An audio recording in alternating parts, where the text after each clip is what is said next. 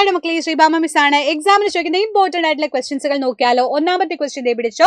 ചിത്രത്തിൽ കൊടുത്തിട്ടുള്ളത് എന്താണെന്ന് ചോദിച്ചിട്ടുണ്ട്. ഇത് നമുക്കറിയാം, തുരുമ്പെടുക്കുക അല്ലെങ്കിൽ റസ്റ്റിംഗ് സംഭവിക്കുമെന്ന് നാം പറയാൻ വേണ്ടി പറ്റുന്നു. അപ്പൊ rest is form by the reaction of iron with moisture and oxygen അല്ലേ.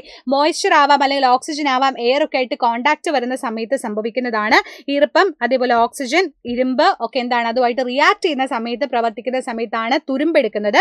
അപ്പൊ ഇത് തടയാൻ വേണ്ടി നമുക്ക് എന്തൊക്കെ ചെയ്യാൻ പറ്റും ചോദിച്ചാൽ നമുക്ക് പറയാൻ പറ്റും. പെയിന്റ് അടിക്കാൻ പറ്റും, ഗ്രീസ് ഒഴിക്കാൻ പറ്റും, അതുപോലെ തന്നെ ഓയിൽ ഒഴിക്കാൻ പറ്റും. ഇതൊക്കെ നമ്മുടെ വീട്ടിൽ ചെയ്യുന്ന കാര്യങ്ങളാണ്. അങ്ങനെ നമുക്ക് തടയാൻ വേണ്ടി പറ്റും.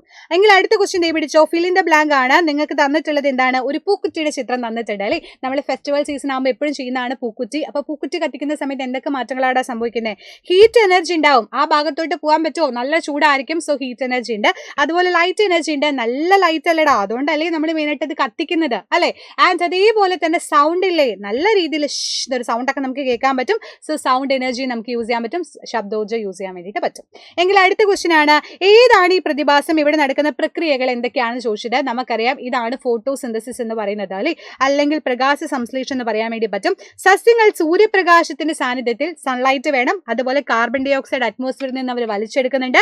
റൂട്ട് വഴി അവർ വാട്ടർ വലിച്ചെടുക്കുന്നുണ്ട്. ഇതെല്ലാം കൂടിയിട്ട് ഇലകളിൽ വെച്ചിട്ട് അവർ ഫുഡ് പ്രിപ്പയർ ചെയ്യാണ് ചെയ്യുന്നത്. അതിനെയാണ് ഫോട്ടോസിന്തസിസ് എന്ന് നമ്മൾ പറയുന്നത്. നമുക്കറിയാം, ഈ ഫോട്ടോസിന്തസിസ് നടക്കുന്ന സമയത്ത് ഹരിതകം എന്ന് പറയുന്ന പച്ച കളർ, ഇലകൾക്ക് പച്ച കളർ കൊടുക്കുന്ന ഒരു പിഗ്മെന്റ് ക്ലോറോഫിൽ കൂടെ അവിടെ വേണമെന്ന് നമുക്ക് പറയാൻ വേണ്ടി പറ്റുന്നു. അപ്പൊ ഇമ്പോർട്ടന്റ് ആയിട്ടുള്ള ഒരു ചേഞ്ച് ആണ് ഇവിടെയും സംഭവിക്കുന്നത്. നമ്മുടെ ചേഞ്ചസ് എന്ന ചാപ്റ്ററിലാണ് നമ്മളിത് പഠിച്ചത്. അപ്പൊ അടിപൊളിയായിട്ട് തന്നെ മക്കൾ എല്ലാവരും എക്സാം എഴുതുക. ഇതുപോലുള്ള ഒരുപാട് ക്വസ്റ്റ്യൻസുകൾ എക്സാമിന് ഉണ്ടായിരിക്കും. സോ മിടുക്കറായിട്ട് പ്രാക്ടീസ് ചെയ്യുക. All the very best. Thank you.